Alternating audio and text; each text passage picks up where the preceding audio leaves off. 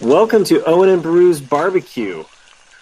Tonight we're serving up a little bit of sliced air pear kebabs, maybe, with some juicy Tuscan Raider bits, all seasoned with turmeric, just like you like them. Tonight I'm joined with Nick, the ever-present other half of Owen and Beru's. Welcome back to the show, Nick. It's been a while. It has been a while because, I can't even remember the last time it was just you and me, and even with Chris, because the last one was probably, 6 months ago with Shandy? So, oh, was she in here? Oh, yeah, I guess we left some dishes out. Yeah. Start cleaning up. Yes, so it's we do another podcast for those that don't know and just follow the Star Wars podcast. But where have you been? Nick and I are on the Ramblecast, and we're on the Jan Jack Network. We'll talk about them at the end, but today we're here to talk about some Star Wars. It's been a while. We sometimes get little bits of conversation in between these 6 months, but rarely do we just get a chance to kind of hash some things out. And there's been a lot of Star Wars news. Are you excited about the Mandalorian TV show? We'll see. I am excited about it. It's got potential. I don't know. It's one of those where I'm excited and slightly nervous. Yeah, because Jon Favreau, I think is a good human being. His directing, I'm not sure because he's got a mixed bag. He's had some that are pretty good story. I think he's a pretty good storyteller. Mm-hmm. I'm just not sure about his direction because Iron Man was pretty good, but then you look at something like Cowboys and Aliens, and you're like, I don't know. Apparently, they're going to be using some of the same motion capture technology that he used while working on the Jungle Book. So, okay. and I've heard just reading about that might be how they're going to come up with some cool looking aliens that might be a little different. So than perhaps what we are normally used to seeing. Maybe we can get out of the whole humanoid form of life forms all the time. Yeah, that's true. The other thing I think, and it's not only me, I've read this online as well. I was kind of disappointed in the timeline they chose, because it's right after, it's not even right after, it's several years after Return of the Jedi. And I think a lot of people would have rather had seen it when Mandalore was at their height during the Old Republic, or even have it be something like Boba Fett. Because there's so much mystery around the Mandalorians, and so they're doing basically a Western with just one Mandalorian. Yes, that is kind of roughly the plot that we know about so far. Is quote, we follow the travails of a lone gunfighter in the outer reaches of the galaxy, far from the authority of the New Republic. And initially, it was reported that it was going to be 7 years afterwards, but now it appears that it's 3 years after Return of the Jedi. So, I'm still very excited about the fact that it's going to be far in these outer reaches, and there was a couple directors that were announced for some of the episodes. There's 10 episodes. And again, this is exciting because it's live action. First time we get Star Wars live action. I mean, there's a lot riding on it. It is very nervous, to say the least. You're excited, but also don't mess this up. But Dave Filoni, who worked on Star Wars Clone Wars and Rebels, will direct what I'm reading, the first episode. Oh, okay. There's some other directors attached with it. Deborah Chow, Rick Flew. Well, I'm going to just mess up some people. Bryce Dallas Howard is also. Will she be wearing high heels? Perhaps. I think she's starring, and I think she's she's lined up to direct. So this is what I'm reading. So as well as Jon Favreau. But the fact that Dave Filoni's name came up gets me excited because of where we left off with Star Wars Rebels, and the fact that he's very fond of those characters that he created for that show. And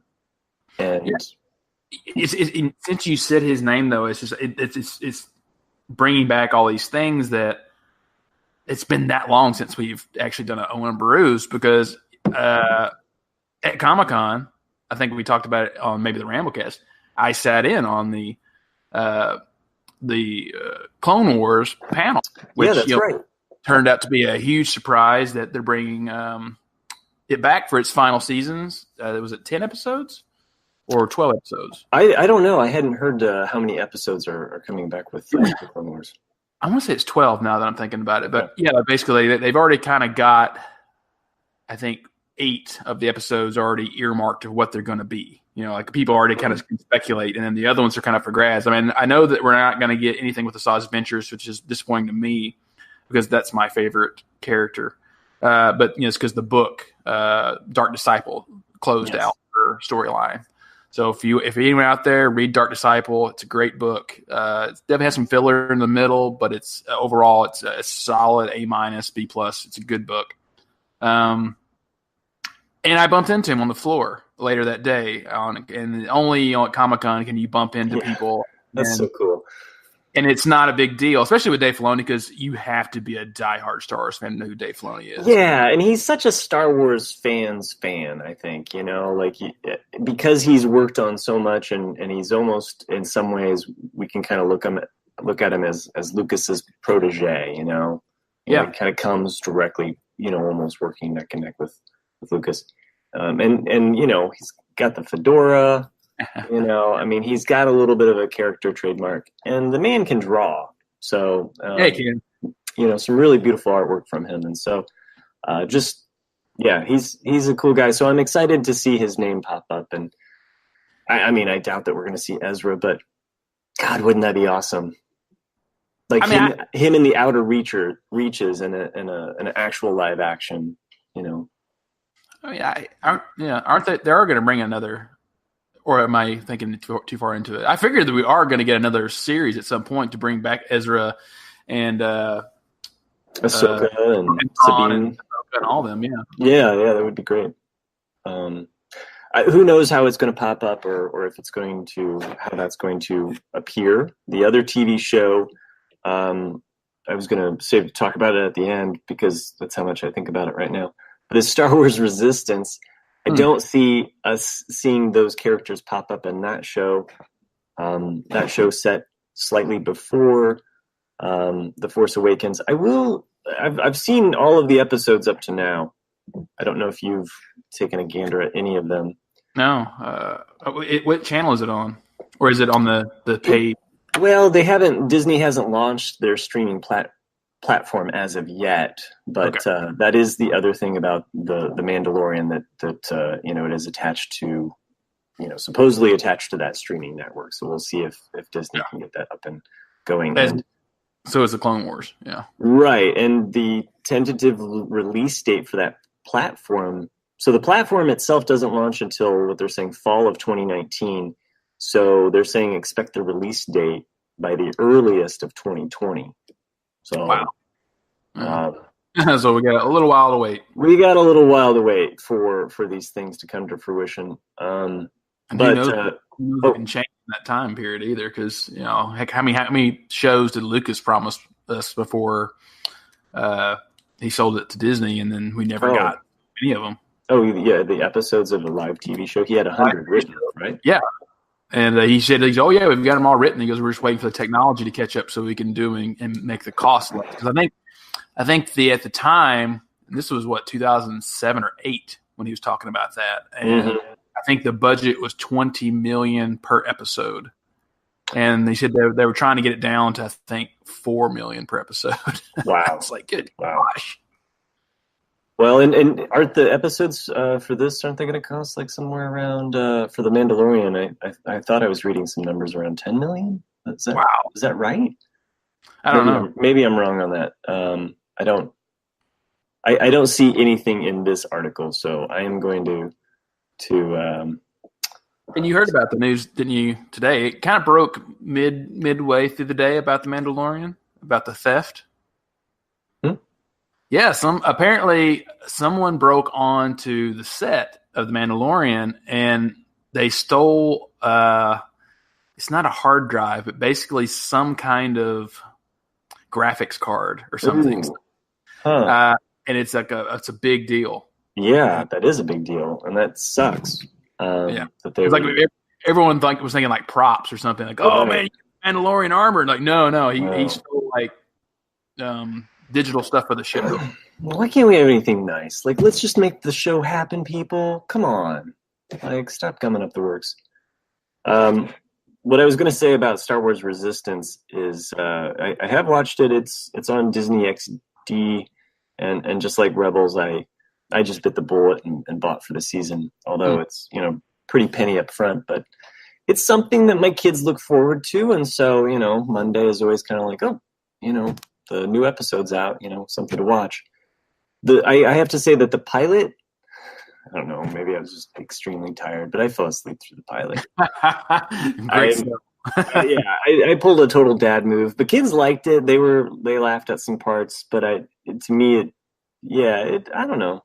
It is what it is. Yeah, I mean, like I said, I'd have to give it a shot myself, but that's how we felt about Rebels too. I mean, that is true. That is true. This is a little different though. There's no Force user, and I think that there is a little. That's a harder jump sometimes, because there's always that Jedi in all of us that you kind of like that little bit of magical music that comes on when somebody starts to use the Force, and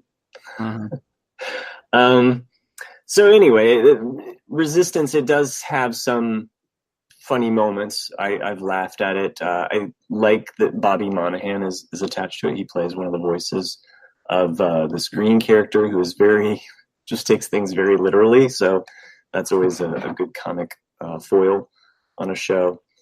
And BB-8's on it, which the whole time I'm kind of like, so Poe just like leaves BB-8 with his kid? Like, I mean, that's some expensive equipment. Like, I'm not ready to give my password over to any intern that would work for me. You know what I mean? Like, it's like he's given over his whole droid. It's a bold move, but hasn't sold me yet on that part. Captain Phasma's made an appearance, and there is the looming thing. You mean the actress that's? She did the voice. Captain. Why am I thinking Captain Marvel? That's where my brain went. Oh, okay. How did that happen? Captain Phasma. Okay. Right. Well, you have been reading some Marvel comics lately. That's true. So, and maybe we'll use that as a good segue, so that I don't want to completely rain on the Resistance. It has some moments, but. Right now, I'm enjoying it through the eyes of my 8-year-old son, and that's I think the best that I can hope for right now. Well, I mean, I think it's also a reward in its own too, because it's like I don't have any kids, but playing with my nephews and seeing what they get into. And the toys that they get, it is like being a kid again. You end up buying stuff and watching stuff, even though it's for them. Right. You're like, hey, I kind of want that Lego too. And it's fun. Because like even I thought it was weird because like when Tron Legacy came out, my nephew, he was a kid. I mean, he was like 1 or 2 when that movie came out, and he loved Tron Legacy. I think it's because of the lights and all the games and all that. And then was it this summer or maybe this spring? Yeah, I think it's spring. Lego released 2 Tron light cycles, and he immediately FaceTimed me. He was like, "Are you going to get the Tron light cycles?" And I'm like, "You remember that movie?" Like from and so it's just interesting. But it's like, yeah, I'm going to get them. Of course, I'm going to get them. I love Tron. So. Very cool. Well, I hear that Jay sold his Tron video game. Did you buy it for your nephew? Yeah, that'd be I wonder if a kid would even understand that these days, because it's so it's our generation and we get it how the 2D and all that stuff works, but kids today like it's kind of like Back to the Future Part 2. You mean you have to use your hands? It's like a baby toy. Like, what is that? Yeah, that's funny. And it's also funny to think of Atari as basically, we grew up with abstract video games. They're very abstract. They're just blocks of color. It's like, anyway, compared to nowadays, it's like, it's how real can you be? Oh yeah, exactly. And it's going to get, Ready Player One, I fully see us getting to there at some point where everyone's got their treadmill inside their house and they put on a bodysuit and they just literally go into another world and play in an alternate reality. And that could be really fun and scary at the same time. Right? Like you've heard about the Oculus Rift, right? I'm not sure. Maybe. It's please elaborate. Well, it's kind of like a virtual reality, goggle. Oh, yeah, okay. Yeah, and apparently there was a trailer for a Vader game. So that DC Red. And like nothing but little bits of Imperial, their language. I forget what it's actually called, but it's called Vader Immortal. So, but there is a trailer out for it. It's coming to Oculus Rift. So for those of you that need that virtual reality experience of slaughtering younglings, the women and the children. I think a little bit deeper than Hayden Christensen could get. I actually liked your delivery better. Oh, thank you. Speaking of Vader, and this was kind of, I think, oh wait, I don't want to skip over this news. We talked about it. Right before the show began. It was the one piece of news that I think we both glopped onto, and also very concerned too, because I think as Star Wars fans, John Williams is the lifeblood into like the magic and the legacy of Star Wars, and to think about him not even being able to, he was put into the hospital recently. Yeah. Seriously ill. And it was kind of sketchy. The one, there were two articles that I kind of glanced at because it was just like, oh, John Williams cancels his performance with the London Symphony Orchestra. And like one of them kind of was like, oh, it's nothing serious, blah, blah, blah. And then the other one was kind of like, made it out to be more of, well, we can't really say at this time, and so you're like, well, wait a minute, is it something serious or is it something not? Because right. A lot of when you get up to his age, sometimes you do go in the hospital and it's nothing, and it's nothing. We would think it's nothing, right? Yeah, maybe getting rehydrated and possibly just being looked after. Yeah. So, but I know that for me, I was like, what? Yeah, that was up there with anyone else. As in, like, oh my God, like if Harrison Ford was in the hospital, he's like, no, not John Williams, no, you can't take him, not yet. Not yet. I mean, of course he has to go Sunday, but there is that. I mean, how awesome! I mean, 9 movies, and he's not there yet. He's got 8. And speaking of that, people out there might not know, I got to see John Williams live in concert at the Hollywood Bowl on Labor Day and was extremely happy. And, he was great. He came out and did all of his hits and some other tunes that you might not realize that he did, like the Olympics theme and some other things. Oh, wow. And, you're like, oh, that's really cool. And Spielberg came out and talked about not all of them, but a lot of the really famous clips that he wrote for Spielberg's films and set them up, and he showed clips without the music and then with the music. You're just like, wow, how much of a difference it makes. And it was really an event that you won't forget. And I'm glad that I got to see it for sure. Did they play his famous commercial jingle that he wrote too? I don't think so. Which commercial jingle would that be? For Saturn. It's no, they didn't. I don't know. I'm just making up crap. I just imagine and he wrote this one for Saturn. Yeah, well, I mean, it's just yeah. They wheel it. They're out there on stage, all the symphony orchestra, and they wheel out the car like, hey, and whatever down, you can get this with John. The John Williams signature Cadillac. You've never ridden in something so sweet, so luxurious, and has the best sound system to experience. Bum, bum, bum, bum. And that's how they actually start the sound comes in, or whatever. Well,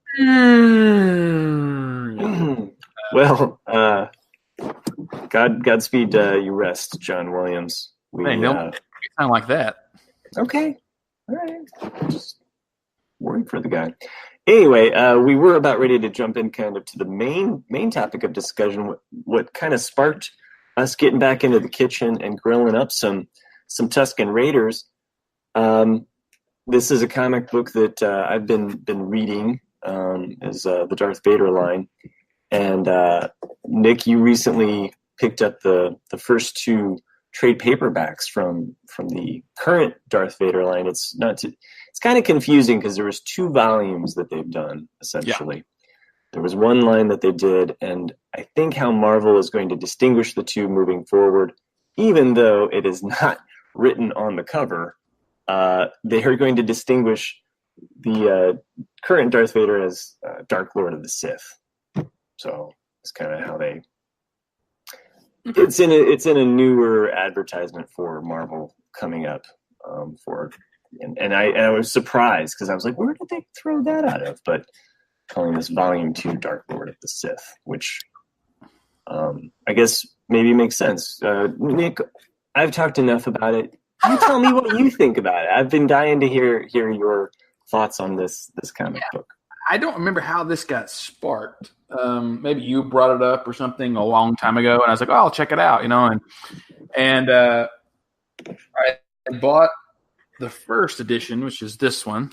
It's Darth Vader, written by I don't know his first name. It's either Soule or Soule, Charles Soule, and it's very good for people out there. I was pleasantly surprised. It picks up right at the very end of episode 3, basically as if you just spliced it right in. As soon as Vader is lifted up, Frankenstein style, and does the whole it's right there. Yeah. What happened right after that scene. And the first volume is basically I would say the first couple weeks after episode 3. After episode 3. And just to add on to that addendum, it kind of almost makes the no a lot cooler because of what immediately happens afterwards. Yeah, exactly. I mean, I'm someone that doesn't believe that scene should have been in episode 3 at all. I didn't want to see Vader. I mean, I thought the mystery of Anakin should have stayed like, oh, he died. Anakin died in episode 3, and so that preserves the surprise in episode 5 that that Anakin has actually been Vader this whole time. Sure. But I agree. Like since we have it, I was like, this is really cool. Look to see what Vader does after he learns that Padme's dead, and he basically, and just to describe, and maybe it'll get some people interested in this line, but he kind of does a big huge force blast and knocks the Emperor over. The Emperor gets really uppity and is like, electrocutes him and is basically like, you do not come at me, basically. So I mean, the line is great. I mean, you actually because you wonder if the Emperor, because it's comic books, they're trying to, the dialogue is also to help aid you, but you wonder if would the Emperor really say that? Like the Emperor basically says after the force blast, I understand this is a trying time or a painful time for you. Right, yeah, that's true. I can't see the Emperor being sympathetic. I just can't do it, But he's like, but then the next line is, but if you ever touch me with the Force again, I'll finish what Obi-Wan couldn't or didn't, and then I could totally see him saying that. Yeah. And but that's where it starts off, and you're just like, wow, this is really interesting. And I don't want to get too spoilery for people because I would like for people to go out and buy this series. Right now it's 2 paperback volumes you can get. There's the third one is out right now as well. It came out I think a few weeks ago. I already ordered to read it, and the 4th one and final one comes out in January. And it's just, I think it's just supposed to take place in the first year or 2 of Vader's existence in the Empire. Yes, and to give listeners maybe a little bit of understanding why there's two volumes going on with Darth Vader is that initially when Marvel took over Star Wars, they launched 2 comic books that were wildly successful: Star Wars and Darth Vader, and Vader ran for, I think, 25 issues, I believe. And it was weird that they just kind of truncated it. But that storyline was running kind of succinct in a timeline with the main Star Wars storyline and that comic. So that you had two parallel timelines going on, and sometimes the two could interact, which was very cool. They did a whole series called Vader Down, which was a nice crossover, and you can just get that as its own kind of book now. But it had a lot of mainly the main original trilogy heroes, going up against Vader and having all of these different storylines, kind of intermix. And when they truncated it, it was kind of like, why are they stopping Vader? Like, he's a great character, no matter what. I think it's weird, but in some ways this current line of Vader has made me appreciate him even more, especially like what he goes through. Because he kind of goes through his own personal hell. He does. I mean, you see, it's interesting to see how many times his hands or his arms or whatnot get completely crushed or knocked off, and you're like, and every time he's making improvements to himself, and kind of adds a little bit more weight to. He's more machine now than man, twisted and evil, and you see that, and you see how he gets his lightsaber, which is not the lightsaber that everyone knows, the iconic Darth Vader lightsaber, but he does get it. Yeah. But it's just like, oh, that's interesting, how that's evolved, and really that's kind of the initial storyline. So the first volume or the first book kind of deals with how does Vader get his lightsaber, and you learn a little bit more of the dark side of the Force, which I know is something that you're always enjoying. That whole master prince, balance. And well, that's because in my mind, the way that I read stuff like this. It's because I've always wanted an Empire series. I always have. Like, we got our Rebels, we're getting Resistance, but I've always wanted to know more about the Sith, and I've always wanted to know about the Rule of Two and just how the Empire works, because that's I want to know that, because I think it's neat to know, and that's what I see when I read this. I'm like, oh, that's cool. And how can this tie into other stories, that have already been written, which might not be canon anymore, but in my mind, I'm like, oh, like this could lead into that story, that came out in like 1995, and then, and just kind of splice them in here and there, and be like, this is the timeline of like how Vader's life went. And I'm already thinking about, if this was a Rebel series, like, okay, you could have, book one be a season one, and then you could have other things of like what the Emperor's doing and what TIE fighters are doing, and like more of the Imperial Academy and things like that. I'm like, oh yeah, I'd love to see the Imperial Academy and even have the cameo of Han Solo coming in there, and having I think that's what and I meant to touch on this a little bit earlier in our brief Star Wars Clone Wars discussion there, the TV show coming back, but it's going to be really exciting because now we've had all of these new worlds, these new creatures. They're going to be sprinkling those in there into that Clone Wars. So we're going to, I think, maybe see perhaps some Rogue One characters maybe appearing, or a little bit of crossover of some of those elements maybe popping up. Who knows? I mean, you could, not that we're going to get another Saw Gerrera, but we could. Yeah. You're like, I mean, I don't think anybody really likes Saw. It was just kind of. But there's a lot of different, even just kind of, I think back to Rebels and how they threw in the little, lightsaber guard that, Ezra picks up, and how it kind of connects to Force Awakens. So I could see them kind of, sprinkling in some other elements of maybe those new aliens that we're seeing. Anyway, back to Vader, though, I wanted to mention, at least in that second book, without giving too much away, but also maybe enticing the listeners, you have a certain Jedi that reappears that had their own tragic end, and the Legends, older canon, but has a whole other story that is really vibrant. I thought it was great. I loved it. I thought it was an interesting because I don't even want to spoil it, like who it is. Yeah. It's one of those that I didn't expect. And I was like, that's so neat how they tied that in, and it's not what you expect. Like you expect it to be like someone like Shock T or someone. You're like, oh, right. Wow, okay, that's cool, and I like what they did with it. I like the purpose of that character being introduced, and look and the tricks that happen. And there's a weapon that is used that is so cool. That is cool. Yeah. It's just one of those like gems. Like when it happens in the book, and my kids they read Star Wars comic book. If I'm buying comics, it's like they want to read them, they'll pick them up and read them.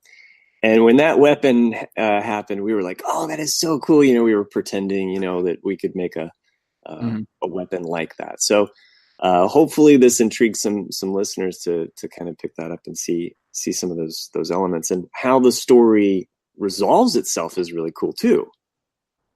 Yeah. Well, I mean, it kind of left you in a cliffhanger there. Oh, do you mean Hearst? I mean that story? That story with that Jedi and how. That scene could totally have been in a movie. I thought that was a brilliant scene, and the way that it's drawn and the way that it's just shown, and you're like, oh, that's how it's going to end. And then all of a sudden, like, no, you're like, that's so cool. I was like, so I thought it was a very brilliant storytelling right there. And I was like, that's a good. Yeah. And the artwork delivers too. There are some moments where Vader goes inner. I'll just say that much. Vader goes to another place that is, the artwork in that is different.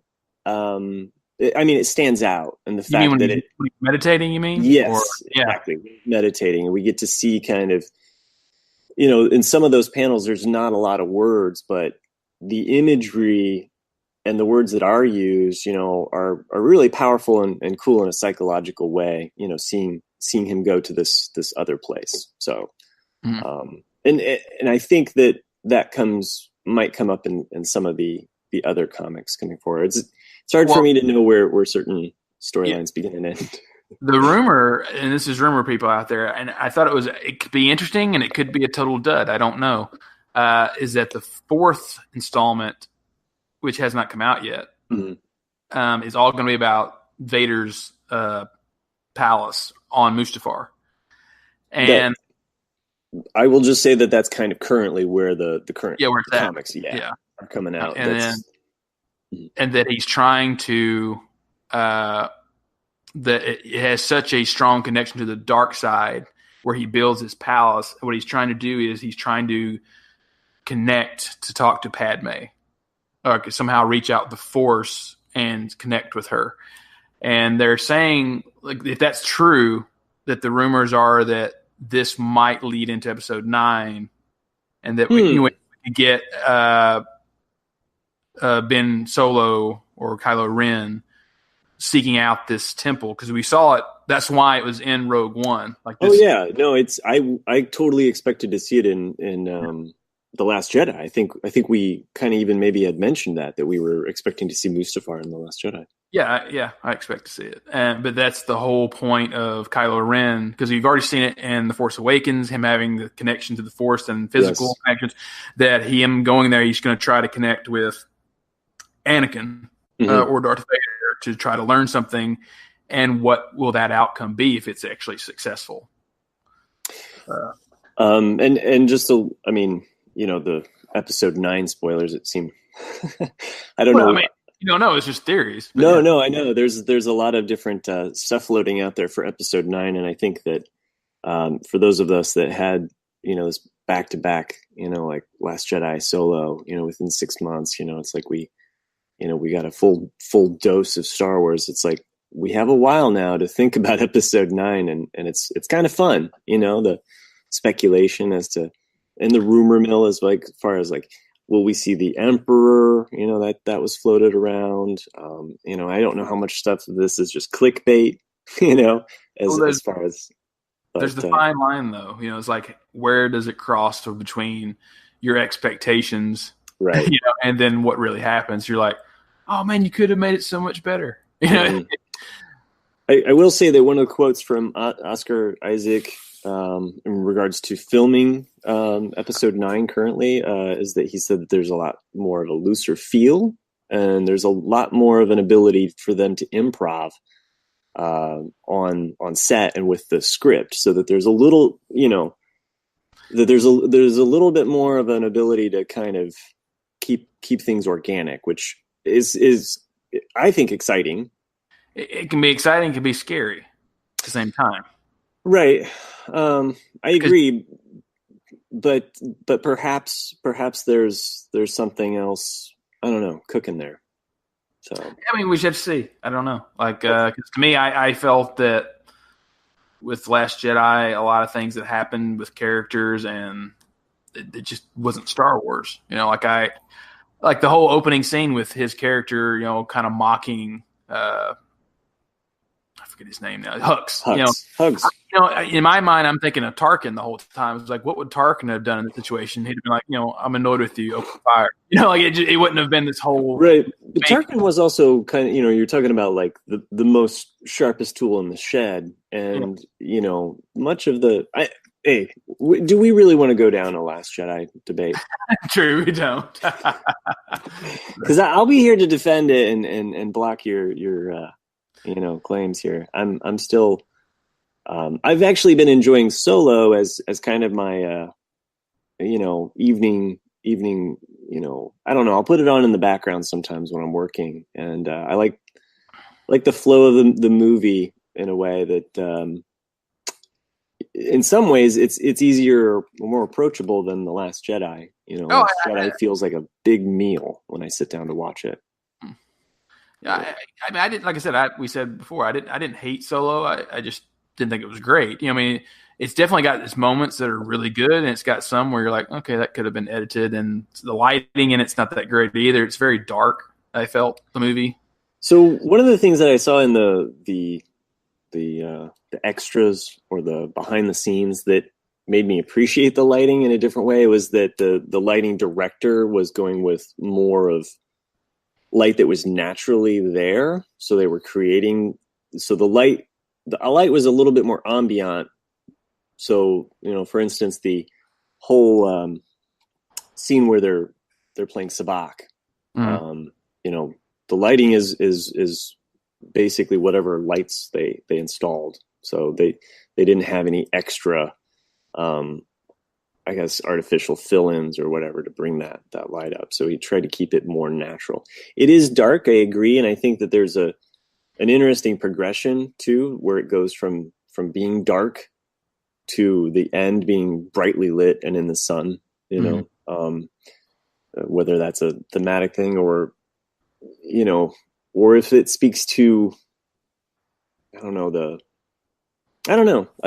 I know what you mean about the lighting, but I don't know. I watched that clip and I was like, yeah, that's kind of cool, but whether or not it really reads that way is a whole other thing, but speaking of Solo, did you want to have did you have any other comments though about Vader before we? Oh, if you wanted to keep it Solo, but I was going to say one thing about Vader. Sure, yeah. Let's talk more Vader. So, like one thing that towards the very end of Book 2, the Emperor says to Vader, he allows, for non-spoiler, like he allows Vader to make a decision about troops respecting him, because at this point, no one really knows who Vader is in the Empire. And so the Emperor says, okay, fine, do this, but leave Tarkin alone. I need him. And my immediate thought when I heard that line was another comic book. I'm not sure if you've read it or not. And it's a few years old. It's called Darth Vader and the Last Command. And it's another graphic novel, which I don't think is as good as written, as well written as these. But it's the premise of it is that Tarkin's son is also in the Imperial Navy, and he goes missing, and Vader is tasked to rescue him or at least bring him back. Of course, that's not going to happen. Like it says that right in the very first beginning. Like the Emperor's like, go, like it's all a facade. It's like, poor, Tarkin's son is blah, blah, blah, go bring him back. And of course, as soon as Tarkin leaves, it's like, Vader's like, wouldn't it be better if we killed him? And then, like that way Tarkin would just motivate him to be a better soldier. And then the Emperor's like, of course it would, and so and it goes from there, and it's that immediately when he said, I need Tarkin, that comic line made me think, oh, there's a good thing for that, because that's how my mind works, of like, how can I tie into other stories? Oh, I totally do that with Legends stuff. I mean, whether or not you accept it as canon or not, I think there's enough connective tissue there. And I always go back to Star Wars Rebels, and one of my favorite lines from Ahsoka, as they're going to Malachor, she says, "There's always a little bit of truth in Legends." That's true. And I think that's there. I think that's there for the fans as well. I mean, that's Filoni at his best. He's saying, "Look, guys, it's not all gone. That's still there." And so, I collect some of the Dark Horse comics as kind of when I go to different comic stores. I look for them. I don't think I have that whole line. I have a couple of them. I'll have to double check to see. That's a good one. I do recommend that one. Darth Vader and the Lost Command. And then, of course, I think we did talk about Lords of the Sith, which is a canon book that came out 2 years ago, 2 or 3 years ago. I have not read that, actually. It's not the greatest book. I do recommend reading it. I think it's a few years, maybe 5 years before A New Hope. Okay. And the Emperor and Vader are on a mission to some planet for some reason. I can't remember why. It's been that 3 years since I read it, and it's a coup basically. Some Imperial officers realize that they've got them both in the same location and they're vulnerable, so they try to kill them on this planet, and they crash land. They survive, and then the rest of the story is them trying to get. It's a remote. I mean, it's a wilderness planet, and they're trying to get from where they crash to the base. Okay, and it's an interesting. It's an interesting, not survival tale, but it's also about them testing each other at the same time. And it's like, do they trust each other? Do they think one's behind it? Like you get a lot of that back and forth of, is this a test? Are you trying to replace me? I like that. I really enjoyed reading Darth Plagueis, because you get a lot of pre-Phantom Menace, and you really get a lot of Sheev Palpatine and who he is and his backstory, and there is a lot of that kind of back and forth between Siths throughout that book. So. That sounds interesting. I'm always, kind of going back to different novels. Legends or canon. I had wanted to talk about this book that I just finished. It is a solo-based book called Star Wars Scoundrels by Timothy Zahn, and I know I've mentioned to Nick how I'm a little bit kind of off and on with Zahn. Like sometimes he can kind of bore me a little bit, and it's not what I think I noticed about reading this book is that Zahn doesn't give you all of the details visually, and I kind of can be a visual guy where I like certain things spelled out, because I'm always wondering, like, well, what does the suit look like, or what is this place?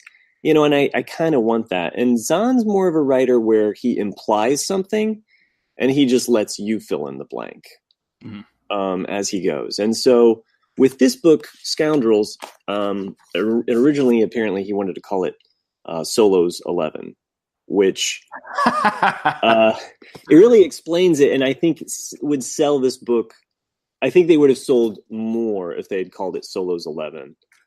They were worried, I think, a little bit more about the trademark, but I don't know how. I mean, it's a number. Like, what does it matter? Like Suspects cover. What's that? The movie looks like The Usual Suspects cover. It does look like the Usual Suspects cover. It has a lineup of Chewbacca, Han Solo, and Lando, and Lando specifically in a certain kind of uniform. Or outfit in this because they use that in the book. I enjoyed this book quite a bit. because it is basically an Ocean's 11 with Solo running a heist.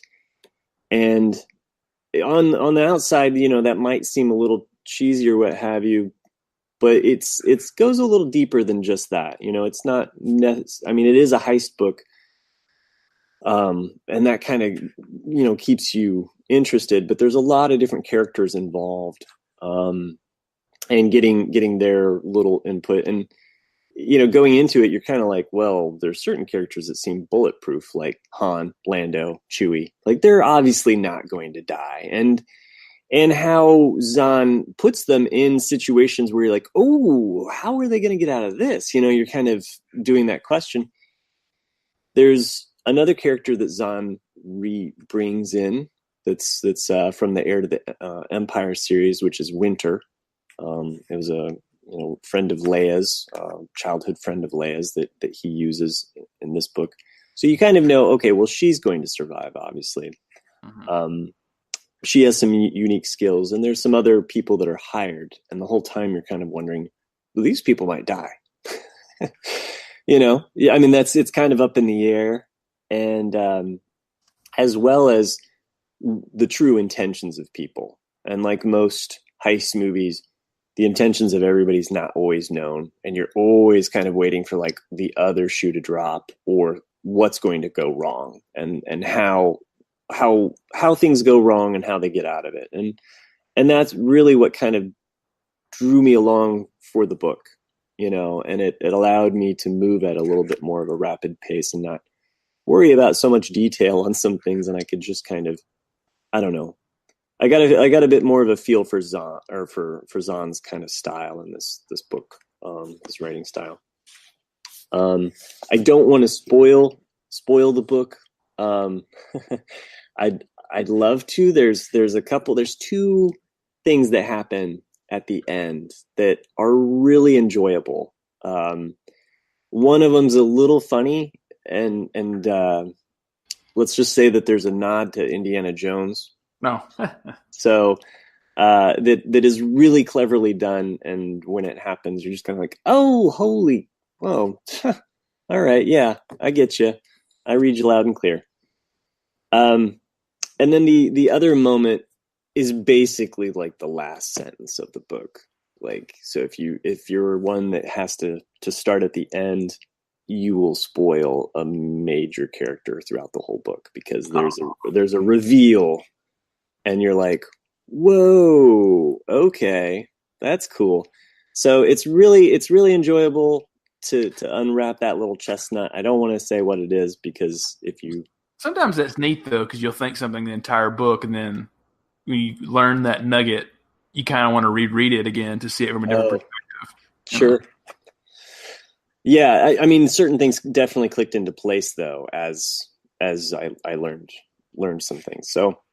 But just for the listeners, I know all of you are going to go out to your shelves and pick up Star Wars Scoundrels. It was released in 2012, so it's interesting to note that this book, although old, still within this decade, and just slightly pre-Disney buy. So Disney bought in, I think, 2012, if I'm not mistaken. Okay. Yeah, that's. It's funny how like you get confused. I do. Anyway, I get confused now when I'm looking at things on Amazon or in comic book stores. Like, wait a minute, is this canon? Is this not canon? Like, should I buy this? Like, I don't, because when I was trying to find the third graphic novel for this Vader series, there's another Vader series that came out 2015 to 2016 that is in between. A New Hope and Empire. And yeah, that's the one that runs concurrent with the Star Wars line. Yeah. And so that's the one I was like, oh, wait a minute. What? I was like, should I get this one? What? And so it's just a little, you're not sure. Yeah, I think moving forward, like I said, there's a recent Free Marvel comic that was out that is basically a Star Wars preview comic. So if you're at your local comic shop, it might be there, or it might have already been all picked up. But it lists those, like I said, as Darth Vader, Lord of the Sith. So I don't know if moving forward, if that's how they're going to market it. They they have a whole thing that they're rolling out where it's Age of the Republic, Age of the Rebellion, Age of the Resistance, and that's kind of how they're going to designate the three different kind of periods of time, but they're calling them Age of, and I think it's just how they're going to also package and release some of their new comics that will be coming out, because there's a Darth Maul comic which picks up after a 5-part Darth Maul comic that had came out earlier this year. So there's going to be a new Maul story, which is exciting for those that are fans of Maul. And there's also a Qui-Gon Jinn. So, and both storylines are pre-Phantom Menace, and those are coming out. That'll be interesting. Because I think I have one called Sons of Dathomir, which is a Maul comic, which is it's from the Clone Wars era, I'm pretty sure. Oh, okay. Yeah. I know one of the Maul comics, I think it's the last one that came out by Dark Horse, before the takeover. The takeover. And I could be wrong. I can't remember if it's 2012 or 2013. I always get those two, but it's somewhere in there when the buy happened. It was in the fall. But when that happened, though, the last Darth Maul comic line, I think there was just a small run of those, and so it tends to be a hotter commodity, I think, of the comics. So, anyway, Darths. We've talked about Solo. Some Star Wars news. I feel like we could talk more Star Wars, but we're going to put a pin in it for tonight, I think. Yeah. Did you get your fill? I did. I think we covered what we wanted to with I just to recap on, if you're out there and you want to learn more about Darth Vader, pick up these graphic novel series. Like I said, right now would be the perfect time to get them. There's going to only be 4. There's 3 of them are out to purchase right now. Then the 4th one will be out in January. So you've got the time to read them. And they're really a good series. And they give you some insight on the first year or maybe year and a half of Vader's existence. So I like it. It shows you a lot of what's going on in his head and the challenges he faced. So I was pleasantly surprised with the 2 that I've read. So I thought it was it's a good series. Yeah, and one of the things that we always kind of promote through Jay and Jack is Amazon.com/jayandjack.com. You can go there and pick out some Star Wars stuff, right? Yeah. The 3 series, they're $12, I think, a piece. So it's actually not that expensive, and you could probably knock it out in an hour, each one of them. So it's a quick read, but a good one. Some other things that help the show out, of course, you can make a patron, and you can always go to jayandjack.com, click on the patron link there. Give us a review, and you can always send us an email. I know we are a little sporadic with our shows, because we have this other gig going on. But feel free to email us. We will read those on the show. It is at the force is well done at gmail.com. So, and check out the other shows on the Jay and Jack feed. So there's the whole enchilada feed that you can check out all of the shows. At this time, we'd like to thank some patrons that make it possible. There's Tack from Tokyo, Ed the Letter Carrier, Molly the Millennial. I'm missing someone. Eckhart Richter. That's right. And Joanne with the Plan. Thanks for making this show possible. We appreciate your contributions.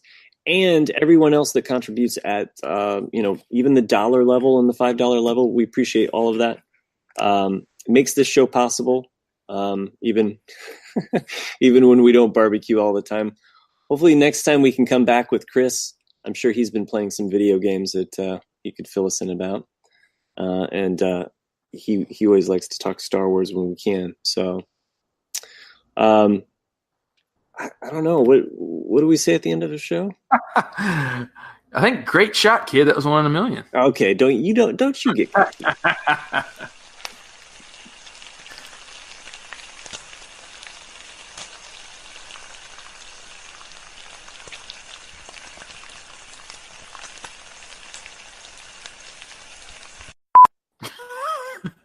Welcome to Owen and Beru's podcast. Barbecue. Fuck, I fucked it up. We'll just start it again. So, Colleen will cut that part out, I'm sure. She can sizzle over that. I thought back, I was like, Owen and Beru's podcast? When did this happen? Well, I have it written down here, and so I'm just reading. Okay. And 3, 2, 1.